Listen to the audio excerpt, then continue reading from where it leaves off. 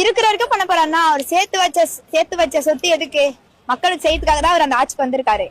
சரிங்க, இன்ன வரைக்குமே அவரோட பணத்தை தான் எல்லாருக்குமே செஞ்சிருக்காரு தவிர வேற எந்த ஒரு பணத்தையும் ஏமாத்தியோ இல்ல திருட்டு வேலை செஞ்சோ இல்ல ஊழல் பண்ணி எதுவுமே பண்ணி இன்ன வரைக்குமே அவர் எங்களுக்கு கொடுத்தது கிடையாது. அவர் கஷ்டப்பட்டு பிலிம்ல சம்பாரிச்ச சம்பாத்தியத்தை மட்டும் தான் இப்ப எங்களுக்காக செய்யறாரு.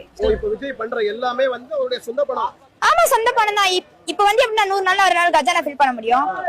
கரெக்டா தப்பா? 100 நாள் யாராலையும் வந்து கஜானா ஃபில் பண்ண முடியாது.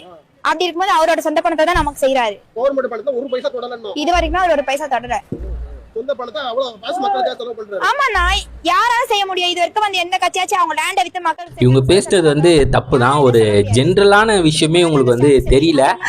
இதனால வந்து நிறைய ட்ரோல்ஸ் இவங்களை வந்து பயங்கரமாக பண்ண ஆரம்பிச்சிட்டாங்க. அது இல்லாமல் இந்த டிவிகே ஹேட்டர்ஸ்லாம் வந்து உடனே இவ்வளோதான் வந்து டிவிகேக்கு ஓட்டு போட்டவங்களாம் இவ்வளோதான் மூளை, இப்படி தான் பேசுவாங்க, அவங்களுக்கு வந்து நாலேஜே இல்லை, டிவிகே ஓட்டு போட்டவங்க எல்லாம் இப்படி தான் இருக்காங்க முக்கால்வாசி பேர், இதே மாதிரி ஆட்கள் இருந்தால் கட்சி வேற டிவிகே தான் ஆட்சி நடக்கும் அப்படி இப்படின்னு வந்து ட்ரோல் பண்ணிட்டு இருக்காங்க.